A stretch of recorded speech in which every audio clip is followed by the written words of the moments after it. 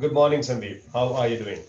Good morning, Rajiv. How are you doing? I'm doing well. Thank you. How about you? Superb. So far, so good. Awake and alive. Story That's the of our best. lives. Yeah. And Good, good. How things at work in terms of things opening up? oh yeah, absolutely. Completely. It almost feels like we are in quarter two Mm-hmm. and not in February. So Ah, that's how work has been. crazy, lovely, And lovely. but can't complain. It's great, going good. Um, Actually, yeah, Great as long as we're busy, so it's perfectly fine. I know, I know, I know. How's it? I mean, has the HR kind of communicated or some 30%, 40% coming to office? Or are you guys from home for a couple of more months? No, until end of Q1 for sure, we're going to continue working. Mm-hmm. All of us are going to continue working from home. Mm-hmm. But what we foresee is it's going to continue for another couple of months into Q2 as well, All right. right? Maybe So, mid of Q2 is what we're looking at, except mm. for the critical resources, and that's a very small percentage, which definitely would need to perhaps go to work. But otherwise, most of us are working out of home. Mm. So how is it as an organization, including you, all of you are kind of now happy and used to this, or you are itching to get back to office? Well, it depends. Certain ways it's the commute is off Bangalore traffic, you're aware of that, so that part is taken care of. But the other part of it, the collaboration aspect of it, the people aspect to it, that of course we miss out on it. I mean, you immediate teams, obviously we connect on a regular basis, on a daily basis, but then it's not just about a regular team that we connect with, right? There are other faces, there are other people that we always bump into at work, and over a coffee, over a lunch. So that part is missing, and that's why we itching to get back to work for that particular reason. And especially your role, you need to be in office to be with people and do a lot of stuff, right? Right, absolutely. Yeah. Super. Very good. So before we get started and talk on this very powerful book that you have chosen, let me have the honor of introducing you to the audience. Thank Good you. morning, good afternoon, good evening, whichever part of the world you are going to be sitting when you listen to Sandeep, the guest of the day. All of you are part of season one, where we had 33 guests coming and talking on 22 powerful books in leaders and libraries. Season two has 40 guests coming and talking on 40 powerful books. We have yet another guest for the day, Mr. Sandeep Magavi, who is somebody with 15 plus years of work in IBM as an organization. That is a massive time with one organization in the current world where 4 5 years seems to be loyalty. That's the kind of definition the world is moving into, plus gig economy and all this stuff.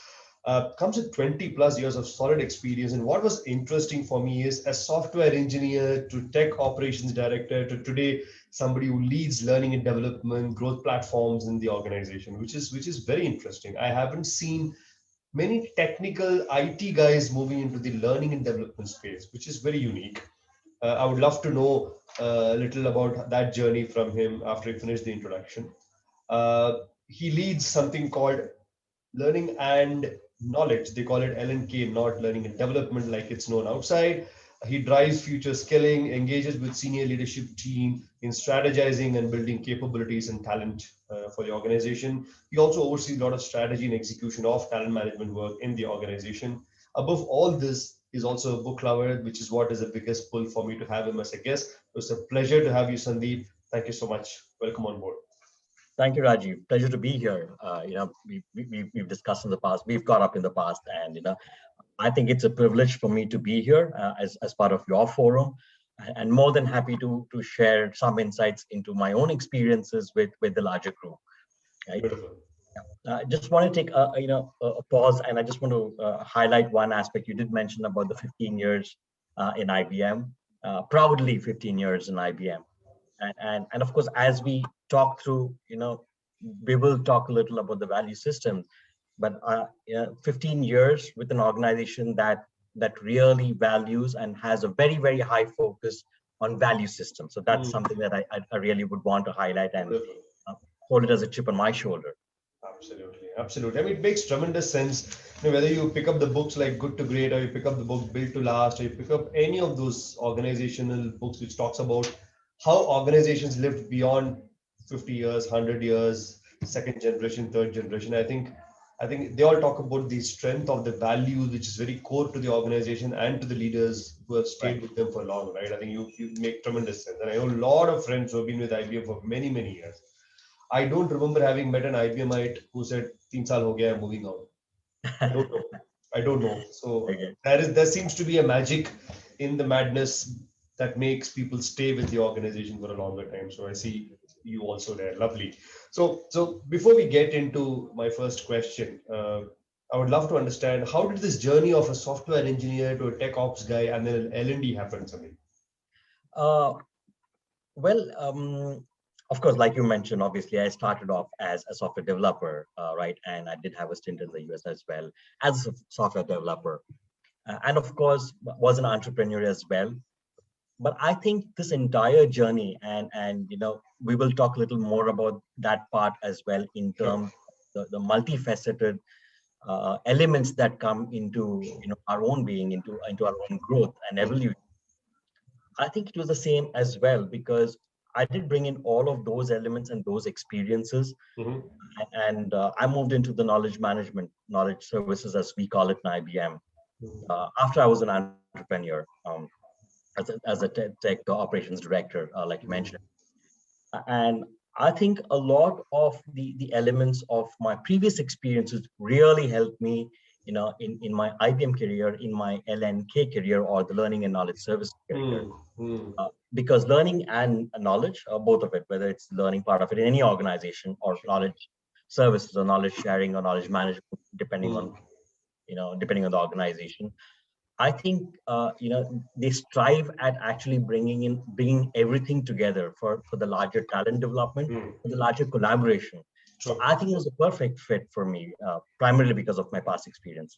Right, right. Lovely, lovely. So in your role, what's your deliverable? You manage technical training, you manage leadership, you manage multiple things towards capability building.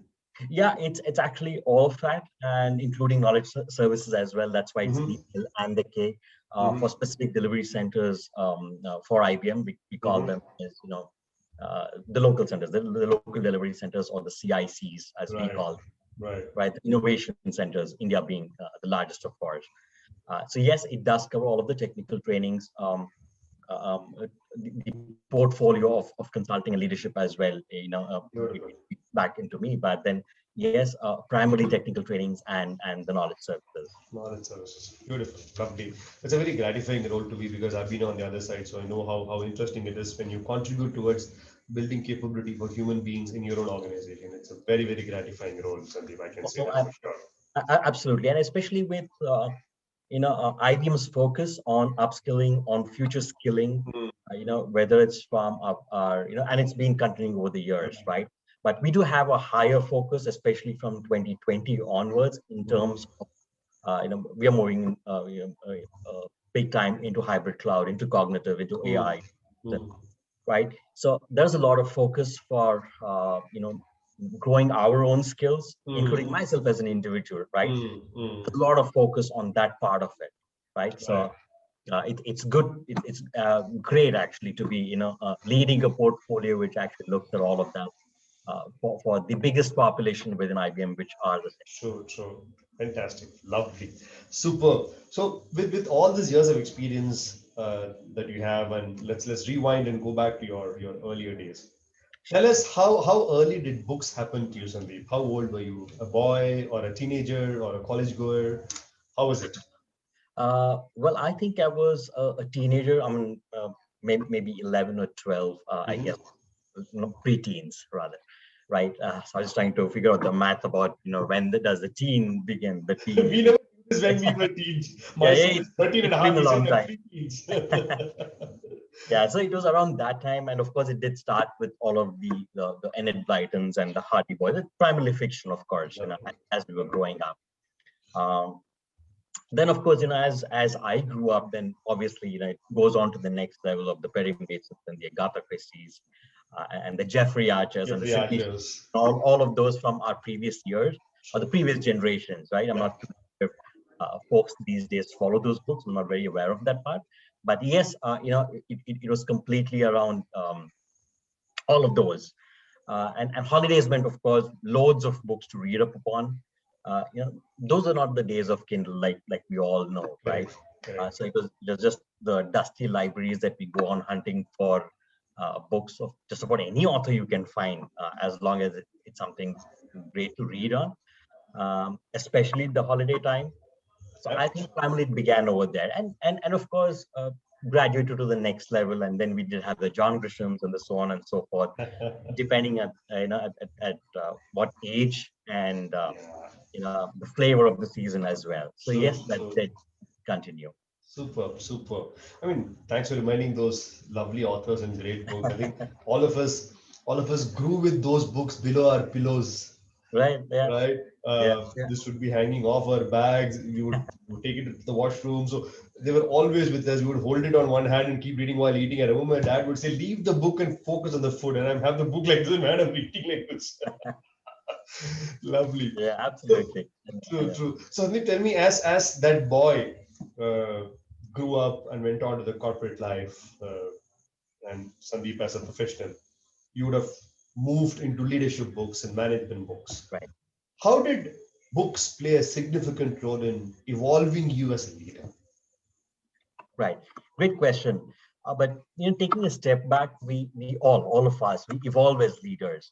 Whether it's with our age, our individual mindset, our frame of mind, different factors of our lives, and a Hmm, lot of these factors contribute towards this journey. hmm, And they all tickle our interest all along the way. hmm, And what I've always believed in is that whatever we read, it influences our thinking in some way or the other, hmm, however small that may be. And in whatever we are doing, it could just be corporate, and that's primarily the topic today. But hmm. I would think even from a life perspective, it's a major influence. Correct. As for myself, I have an eclectic taste, right now. Perhaps pointing to the eclectic career journey that I've had from software development to LNK. So yes, I've had an eclectic taste over the years, and I've read many topics, just about on the sun, uh, be it history, be it leadership, management, uh, um, spiritualism, Hmm.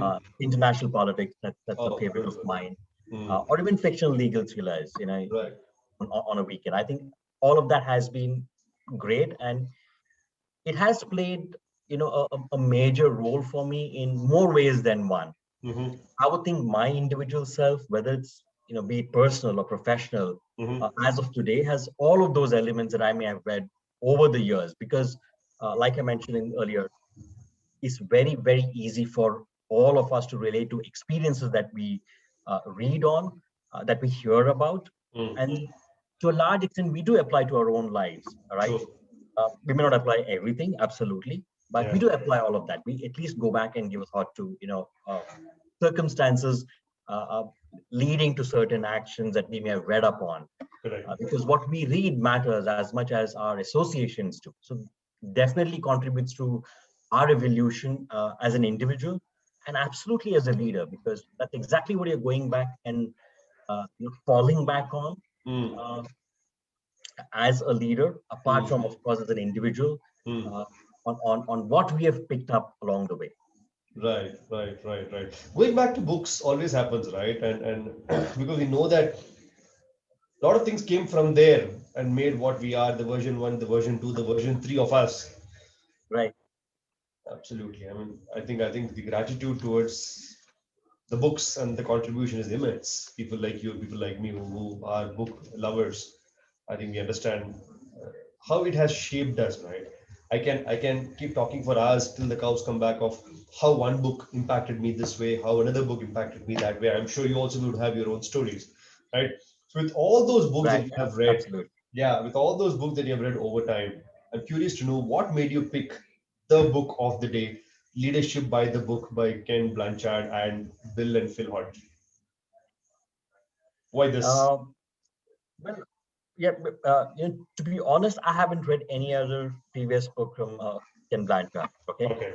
but this topic is pretty close to my heart. And when I was browsing through, and I did take a look at what this book was all about, it really tickled my interest, because it completely went with my line of thinking. Hmm. Um, And what this book actually did was, and of course, I kind of finished it in perhaps in a day or two, I would think.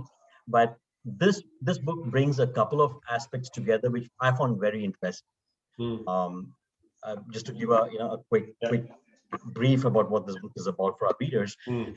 It's Mm. a parable about a professor, a Christian minister, and a businessman, and it draws on the wisdom of scriptures Mm. for effective leadership. Though, of course, this is not a religious book, but it just draws on the wisdom of the Bible Mm. to offer exceptional solutions to difficult leadership questions, be it customer service, business ethics, personal integrity, and multicultural dilemmas. Right. And I found it to be very practical, found it to be very inspirational because it aligns, with my own natural operating styles. And it reinforced my belief in leadership values and moral code Mm. because you know how it happens. A lot of times we do have, all of us in our one Yeah. way or the other, we do have our own belief. Um, and we may not be very sure if Mm. that's perfectly the right way, right? Right. Uh, um, but to me, this book, Mm. it just reinforced my own values and my own value system and how I apply those to leadership. I hold this very close to my heart for that very reason. And apart from that, I think you know uh, this particular book talks about the greater good.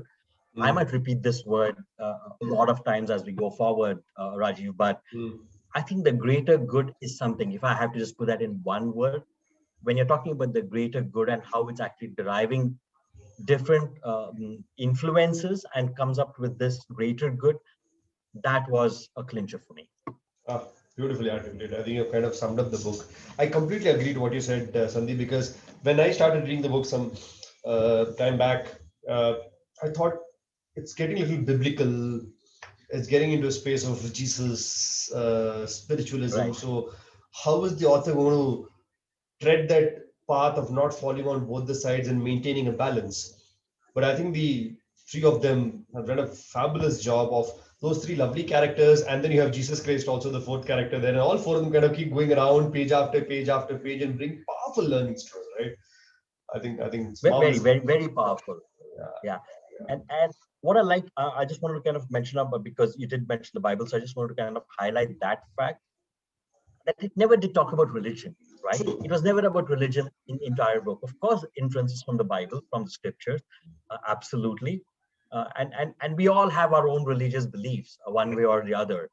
But then when you're actually even taking a look at the title of the book, Hmm. it's leadership by the book, The book. right? It says it all. It could be the Bible, it could be the Gita, it could be the Quran, it could be the Guru Granth. But Hmm. the point is, the book, even from a civilizational perspective, we always refer to the book, right? Beautifully articulated. True, true. Whatever religious belief we have. Yeah, yeah. I think very, very. I think the last sentence told by you is very, very powerful. Superb. So let's touch upon five, six things that the authors are talking in this book, and I'm going to bring the first one that you already spoke about. He starts off in this book with this powerful thing called effective leadership starts on the inside. How do you understand this? And how do you think young leaders should interpret this? Great question, Rajiv. Uh, my view is, I think there is always a character aspect to leadership, Hmm. and we typically don't hear about it as much in our environment as much as we should. But I strongly believe that leadership truly starts on the inside. Hmm. Truly starts with a heart to serve, Hmm. and then moves outside into serving others. Hmm. I would think the core of what we are as people, what we intend on doing with our responsibilities, and how we look at ways and means of making a difference. Right. Making a difference versus acting different Uh, defines us not just as a leader, but more importantly, as a person. And I think both are very important. You can't really take away the leader from the person and the hmm. person away from the leader. Yeah. Very, very important point. So I think this is important for both. It's not just from a Beautiful. leadership perspective, but you become a better person, you've started to become a better leader. Hmm. Um, and the point being, if the core of our being is directed towards serving, you Hmm. know, then that's going to be a natural response in everything we do, right? Lovely. So it's not about acting different again, but actually being different. So it's Mm, actually about thinking differently as well, which it mm. makes it very easy. So our will to serve our immediate environment gives us that natural ability to learn, to lead. Lovely, lovely. I think very nicely said. And two things that you brought very powerfully, Sandeep, is becoming a good person is the first step towards becoming a good leader. That was a very powerful point that you said. So if you're a good person, Absolutely, then there's a high probability that you'll be a good leader as well, right? There absolutely. are negligible examples of good human beings not becoming good leaders in the world of leadership, if you look. One. Two, you also very nicely said that if serving is the mindset, as a leader, our job is to serve people, serve teams, serve functions, serve organizations, serve communities. That's exactly what we're doing, right? We don't have to call it servant Correct. leadership, but we are serving. What are you doing in your work? What am I doing in my job as a consultant? My job is to serve. So Correct. very beautifully said, Sandeep. If that is there as a mindset, I think you're already grounded, right? You're not hanging with those things on your head saying I'm a leader. Absolutely. Grounded is the perfect word. I think, you said it brilliantly, Rajiv. Grounded is the right word. Yeah, You need to know yourself as a person. You need to know where you are. yeah. That's when you know where to go to. If you don't know where you are, you cannot. And, Beautiful, beautiful. don't want to really go into the spirituality part of it, but, Correct. I did not want to mention that, but uh, Correct, correct, correct, correct. Before I go to the next questions, young leaders listening to Sandeep and me here, both of us would recommend all of you to strongly pick up this book and read it. It's not a fat book, it's a thin book, but very, very profound, very, very powerful. Go and pick it up, guys. It can do a lot of good for all of you who are on your own journey of reaching a leadership and a purpose in life, right? Super. With that, I would love to go to the next one. And then I don't want to sound philosophical without sounding that. How do we understand servant leadership? And let me call this out here. For some odd reasons or mistakes by few leaders, servant leadership is associated with a biblical understanding. mhm. I've also had a couple of leaders whom I know in the fraternity who talk about servant leadership. By default, they are Christians. So there is some kind of a confusion in their head. Could you help us untie that confusion in young minds, and how should they look at servant leadership as a phrase? Uh, Absolutely. Uh, like you rightly said, I think a lot of times we do associate servant leadership, with in biblical terms. That's one. The second way we typically associate it, or that's how it's come across Hmm, in most forums, is about a please all, hmm, style. It's neither of the two. You know, if to my, to the younger readers, or who are watching this, and hmm, if I have to, were to define, if someone were to ask me a question like you did, Raji, about what is servant leadership, all I can say is that's very easy. Listen to your heart, and to the moral code and value system that we have all grown up with, hmm, and you'll be able to decide for what servant leadership is all about. It's as simple as that. hmm, But definition, a servant leader is one who seeks to serve hmm, and views leadership as an act of stewardship versus ownership. hmm, But that says it all, whether it's in terms of uh, listening to your heart, your hmm, moral code, your value system that you've grown up at home, hmm. and we've done that across Perfect. civilizations. That's what we grow with in reality. Hmm. Uh, it depends on what part of it we take and we don't Correct. take. That's Correct. up to us as a servant leader, seeking to serve. I think that says it all.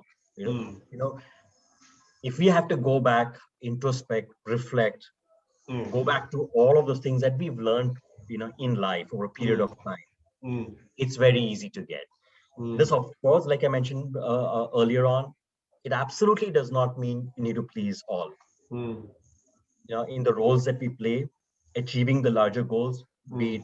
it, our organization goals, our team goals, our family goals, Hmm. they of course continue to remain the biggest priority.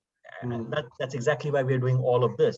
So, But your role is an enabler, and hmm. that needs to be weaved into the approach, and that's the most important factor. Hmm. That's what servant leadership is Right. about it being an enabler. We all need to utilize a servant leader approach, um, Hmm. or the enabler approach in three domains, and that's my take.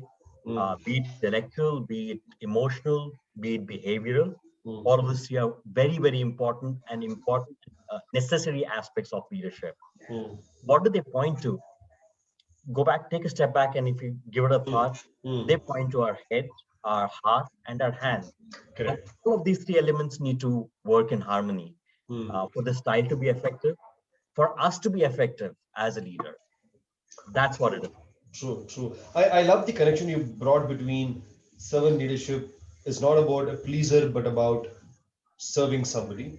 And plus also the connection of the head, the heart, and the hand, right? End of the Right. day, I use all these three elements given to me by God to serve a purpose or serve humanity, whatever you want to call, right? Um, if that is the thought process, I think, as you rightly said, it makes it very simple. There's no religion, there is no Christianity, there's no Absolutely. God, etc. involved here at all. It's all about being a leader and delivering what you ought to deliver with the mindset of Yeah. wanting to deliver and serve. I think Correct. Absolutely. beautifully said. Thank you so much for that explanation, because it's important for young leaders to understand that, right? This takes me to the next very powerful question. I'm going to read this here. How does understanding these two phrases, one, the author says, spiritual significance versus earthly success, very, very, very deep uh, phrases, and they're, I mean, individually they are deep. Now, having brought them together, it makes it deeper. Uh, but I would ask you, why is this orientation to understand these two phrases important, Sandeep, for leaders? Spiritual Uh, significance and earthly success. All of us are wanting the earthly success. You're wearing a jacket, I'm wearing a jacket, I've got a beautiful office, you've got a beautiful organization. These are earthly successes. right. How are these two important? Both extremely important to our own lives, and we've all read that in our own version of our scriptures and Mm, our own thought process. Right. Spiritual significance brings a totally different focus on leadership. mm, Um, what's typically associated with earthly success, and there's no good or bad to that, but if you're just focusing only on earthly success, our regular material success, they're primarily driven by three factors. uh, whether it's about power, whether it's about recognition, whether it's about greed, the more part of it. mm, uh, but we also need to understand the human cost of getting there. mm, Making a profit for our team or organization, absolutely. mm. We're supposed to be doing that. That's exactly the role we play. Correct. uh, that's why we're here. That's why I'm here as a leader Mm, as well. yeah. That's absolutely my role and my duty, to my own self and to the organization. But it cannot be at the cost of serving our customer. It Mm, cannot be at the cost of our team, our people, or creating a motivating environment for the folks who work with us, right. along with us. That's the more important part of it.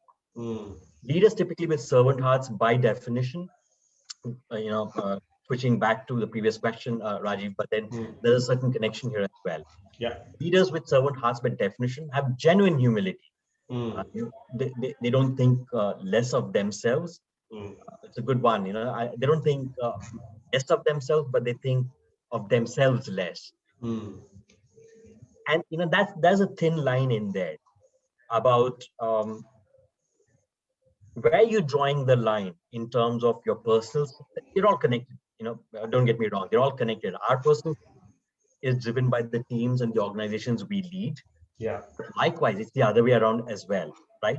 Um, and if you are actually playing the role of an enabler, Mm, if you're bringing the spiritual significance in terms of the greater good, I did mm, talk that previously. If you have the greater good on mind, if you have the role of an enabler on mind, mm, we all need to bear in mind that a team that is actually enabled mm, to engage with their leader versus obey, more often than not become equal stakeholders in the correct. process, right? Mm, In the process of actually the larger organization goals, or the making money part of it, absolutely not bad. Making a profit, absolutely not bad. That's why we're doing what we're doing.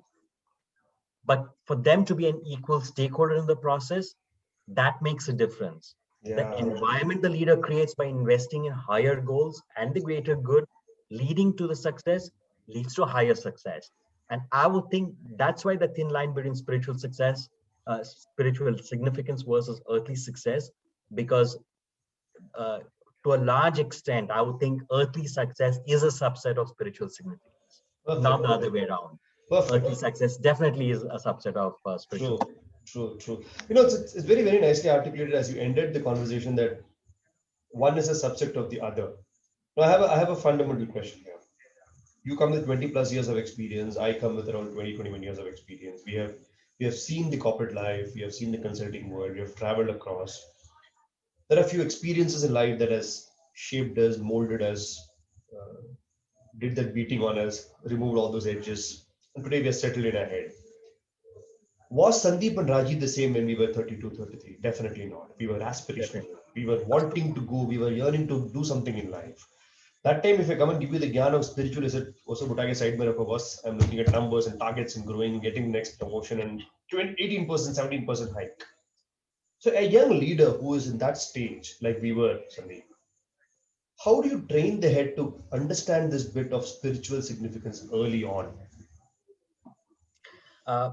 Great question, Rajiv, and that's a big question for all of us in so many ways. All of us, who are perhaps in our 40s or even later. Hmm. But if you actually look back, uh, I'm sure there was, and it's a smaller percentage for folks in their 20s and their 30s. Hmm. But in every age bracket, the percentages, of course, increase. Hmm. But there's always a certain percentage of people, who perhaps are in their 20s or 30s as well, Hmm. have the spiritual significance, have this thought of uh, earthly success being a subset of spiritual significance. Right, right. And I would think, and I've seen it from my own experience, that Hmm. ho- I wasn't part of the subset, by the way, that particular small percentage, Rajiv. But I have seen folks who were in the 20s and the 30s who did see that greater good, the larger picture, if Hmm. we want to call it that way, who've gone much far ahead, Uh, right? Um, that's one. The second one is in terms of uh, how do we train people? hmm. Uh, there's no, to be honest, there's no training in this. Absolutely no training required. It's just a question of reinforcing our own value system and Hmm. informed positive. There's no training required for humility. Hmm. There's no training required to go back, step back, and think that, hey, I'm an enabler, and I'm just going to play that role, Yeah, and perhaps let my folks take the credit for it versus my own self. correct. There's no management training for that you can actually provide. Nobody can. I A agree. lot of it is attitudinal, a lot of it is Yeah, behavior, a lot of it is our value system. I So agree. your reflection and your introspection is the best way forward for anybody to do that. Absolutely, absolutely. Maximum, you can probably run a small talk or a session to sensitize people to think in that Absolutely. direction. That's all we can Right. do. Absolutely. Yes. True, true. Beautiful. Uh, Sensitizing is perfectly the right word, Rajiv, because for tickling people's interest in the topic as well, Yeah. for asking people to go back and reflect on Hmm. and introspect also, I think that part is an enabler Yeah, where yeah. we actually sensitize. Absolutely. Lovely, lovely. Thank you for articulating that because that is important for young leaders to understand that. This takes me to the next one, and I had not heard about this phrase before I read the book, and that's when I heard it uh, for the first time, and I thought it was very powerful for me. I'm sure it's for you also. Faith, walk, leadership. It's a beautiful combination of three words. Help us dissect these three words, and how should leaders understand this and do something different? Faith, walk, leadership. Yeah, Rajiv, I think this was the first time for me as well because I really haven't heard of this term before. Uh, but if you actually go back and delve deeper into what this really means, Hmm. and deep a little into spirituality to an extent, I would say it's always been there. Um, Hmm. Faith walk primarily is about reinforcing the greater need Hmm. of being a servant leader, a greater need of doing the right thing Hmm. or the right approach or the greater good, and Hmm. infusing the thinking into daily actions and relationships. Beautiful. It's primarily about recalibrating our approach on a daily basis. Hmm. So the approach becomes a practice. was it just remaining a definition that we've read about in some book and is a good to have? But I think this applies, and it applies not just to leadership and leaders alone. Faith walk applies to every role we play as individuals and in all relationships and all our engagements. Mm. And I would think it's primarily about the reinforcement, about going back. And if you apply it in different ways, Mm. it could be about going back to our roots as well. It could True. be about going back to our own experiences. Mm. Uh, but it's about reinforcement and a Yeah. regular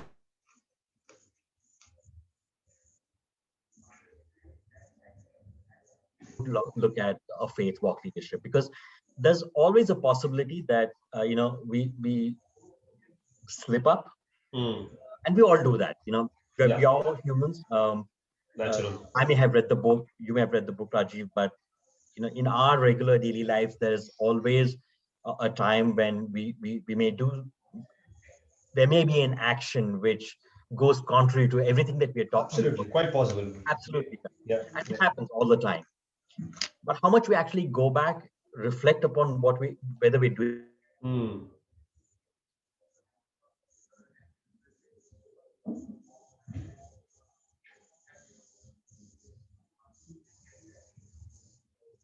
else. It's Mm. completely about reinforcement more than anything else. Correct. Correct.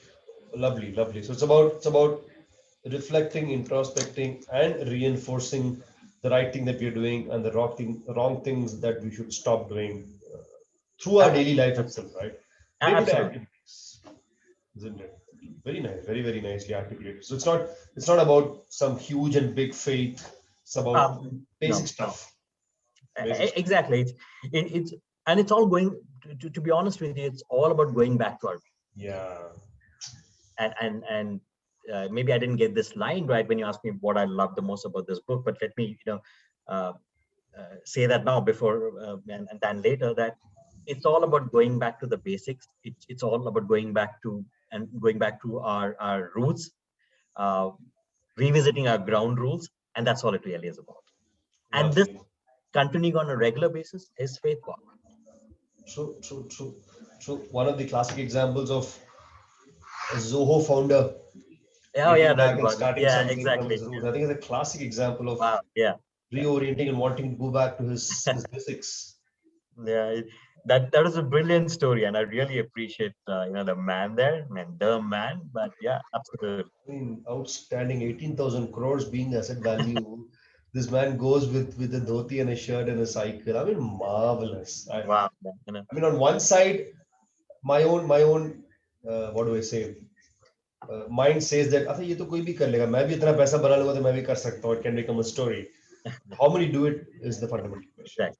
Would we do it if we were there? That's the next one as well. Yeah. True, true, true, true. Beautiful, beautiful. Thank you so much. Uh, Now, the next statement that he says is a cliche for me, Sandeep. We all know that leadership begins with a clear vision. We need to have all that Gyan we have heard for generations. Yeah. Good. How do you think the author has beautifully articulated this? That leadership begins with a vision. And it's a great articulation, actually, and it's a great flow to the explanation as well. People we lead in our roles as a leader, in whatever capacity, they look towards the leader for vision and direction. Absolutely. Uh, you know, certain times we may want to engage uh, others, our own Hmm, teams, to help derive the larger vision.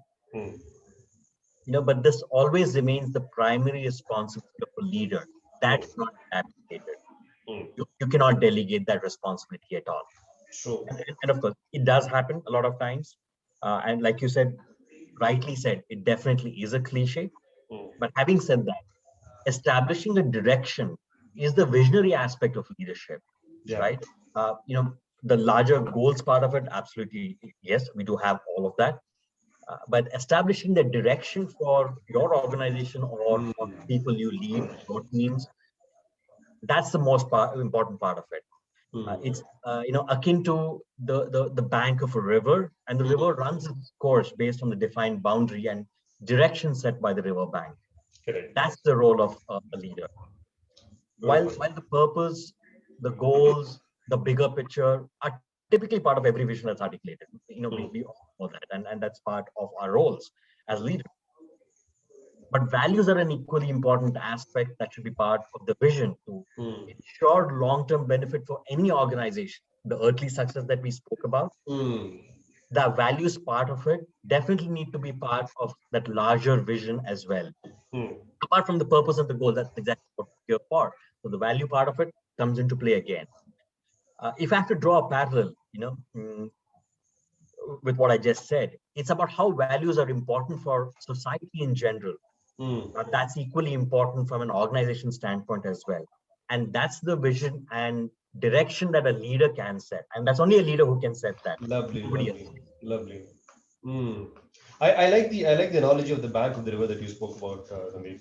And you rightly said that leader alone can set it because a leader, by default of the designation and position and seniority, is sitting at a particular spot where he or she has got a balcony view of the entire organization, Absolutely. Yeah. right? And he or she can see the boundaries as well and the entire drama happening inside. Hence, can set the vision. Uh, you're very right. It's not about that goals and targets which are earthly, but I think the direction somewhere falls for me in my head in that spiritual significance space. Right. In sense, where does the organization want to go? What is the larger purpose? What is the why? Like Simon Sinek talks about as an organization that we are. एक बार वो set हो गया, then the team kind of starts getting aligned towards that. I think that's very nicely articulated. I think the authors have done a good job there in this particular book. Yeah, yeah, no, So, absolutely. And you know, if you have to draw another parallel, it's the hmm, same with our own families as well, right? hmm, Where we set the boundary, where we set the direction, the vision, things fall into place. I mean, it can be applied anywhere, and that's my correct, point as well, right? correct. Absolutely applies to organization and organizational goals, Hmm, but vision and direction needs to be set by a leader in whatever yeah, capacity and role yeah. and in any forum. Absolutely. You're very right. Very, very right. Because you brought this lovely example of the family. Each family has got certain ways of behaving, certain ways of doing certain things, and that is non negotiable. My great grandfather did it, my grandfather did it, my father did it, I will do it, I'll expect my son to do it. Yeah. Yeah, very true. That's the direction set. Lovely. That takes me to the last but one question of this lovely conversation, Sandeep, is uh, the two words called responsive and responsible. The authors beautifully brought it here together and says, responsive, responsible perspective from a leadership journey. What is your understanding? And I agree with you. We've heard both of these words, right? And we continuously use them as well. True. Responsive. And when I did read the book, I kind of took a step back as well and try to make sense of it and how I've applied it. Mm, Um, it was a little hazy mm, when I had not completed it. And there's a certain way the author has depicted a pyramid. So once we read the book, we can actually take a look at that. true. Um, and though of course we may have practiced it, all of us do. There is a certain responsibility we do take in our roles. We are responsive as well in things that we're supposed to be responsible. We all do that. Mm, But even I love the depiction in the book. We all typically have pyramid structures mm-hmm, in our organizations, the hierarchy, typical hierarchy. But the author has depicted this with an inverted pyramid, mm, with the customers being on top of the pyramid. It's an mm, inverted pyramid with the customers being on top of the pyramid, mm, because that is the larger goal. mm, The larger goal is to serve our customers, while the leader is very much at the bottom of it, helping everyone along the way to that larger goal, which is to serve the customer. mm, And that's the part where the leader is being responsive. So it mm. comes all the way from uh, inverted. It comes from bottom to top, True, top being the customer.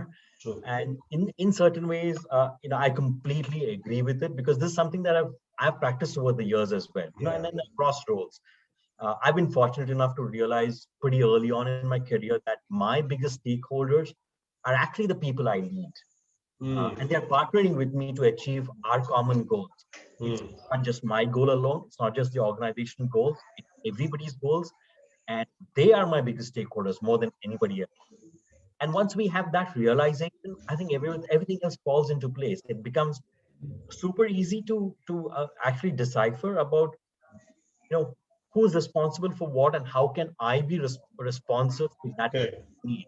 How can Correct. I enable my folks to actually even get there, Hmm. serve the customer, to get that ROI, all Yeah. of that. And it's actually my team who's doing that, and I'm Hmm. being responsive to it. So that's how the pyramid is actually Pyramid. depicted over there. But I think it's been very, very beautifully depicted, because I haven't seen that inverted pyramid either. I haven't read about that early on. I haven't Yeah, seen that yeah, one. yeah, yeah. I think that was a brilliant one. The response about who's responsible and Who's why a responsible? leader needs to be responsive. True, true. I agree, I agree. Very simple, two words, but very nicely put in a triangle format and a pyramid format. Very rightly said. I think leaders, our job is to be responsive to people, responsive to the customers, responsive to the environment that we are working for, to the organization. I realized that responsiveness is such a powerful word. I mean, the world of consulting, if you ask me, how quickly do I respond and my responsiveness helps me to clinch the deal. Yeah, Yeah, there are other consultants who would also present an RFP to you, but the differentiator is not that me and the other, all of us were responsible, but who is responsive is what will make you as a person to decide, should I go with Rajiv, should I go with somebody else, should I go with Sandeep or someone. So from that angle also, it's a very powerful combination of words.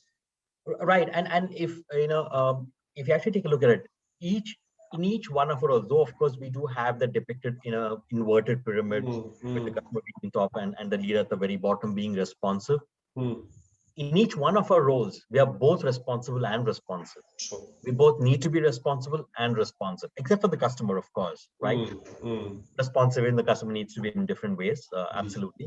But at least from an organization standpoint, in any role we play, we actually have and need both of these traits. We need Agree. to have practice both of them for our success, True. for achieving our goals. I mean, it can't be, uh, um, one way or the other. But Yeah. having said that, of course, the leader being responsive is the most important, because you're playing the role of an enabler. The leader is playing the role Agree. of an enabler more than just about everything I else. agree. I You're agree. responsive to the environment. You're responsive to the system around you. You're responsive to your people, enabling them, get you that success, get the organization that success.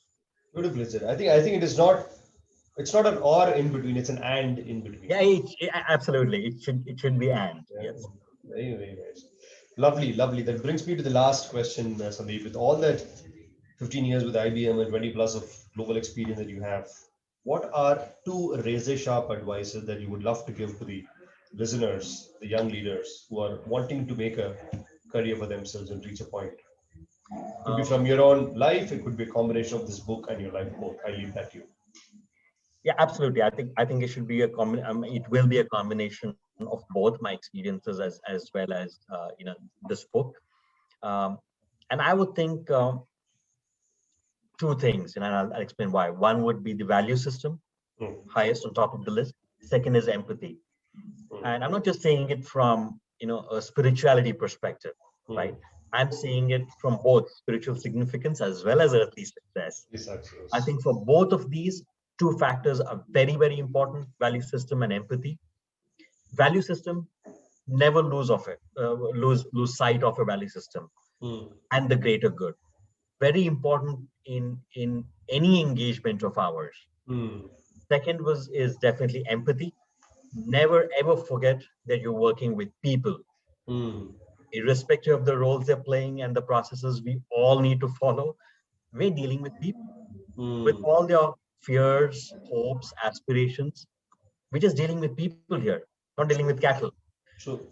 They are your enablers. If you're a leader, Beautiful. your people are your enablers. For your team members, a leader may be an enabler, but Mm, likewise for a leader, your people, your team, your organization, they are your enablers. So mm. I would think these are two very, very important ones. Like I said, um, they contribute to both spiritual Yeah. significance as well as earthly success. Even if you're driving at, even if you're just looking at earthly success, I'm not here to preach about just the greater Mm, good part of it, Rajiv, mm. not that intention at all. Finally, it's for people to think about it themselves. It's not for you or me to preach I about. agree. I agree. But even if you were to think about earthly success, I would think these two factors, value system and empathy, most important. You cannot live Hmm. without. Hmm.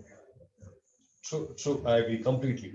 I think the value systems are those non-negotiable stuff, right? It's almost like the twig, um, and you hold on to it. You'll always stay afloat, even in turbulent waters. You never sink. Yeah, yeah, That kind of a strength it has through your journey, right? yeah, exactly. Yeah, It should be as easy and simple as the sorry and the thank yous that we use. I agree. True, true. It should be part of your system to have both Yeah, of these yeah. to make you a successful person. Beautiful. Thank you so much, Sandeep. I think it was a lovely, lovely 45, 15 minutes. I didn't realize that we are 50 minutes up, and it was a lovely conversation. I would love to keep going on, but the format restricts me to put an end to the conversation here. I thoroughly enjoyed this chat. I hope you had a good Me time, too. Sandeep. Likewise, Rajiv. Thank you for inviting me, and it was a pleasure talking to you. And we will connect. Absolutely, Super. definitely. We will do that. Pleasure talking with you. I look forward to seeing you sometime. Right? Thank you, Rajiv. Same here. Likewise. Bye bye. Have a good day. Bye. You too.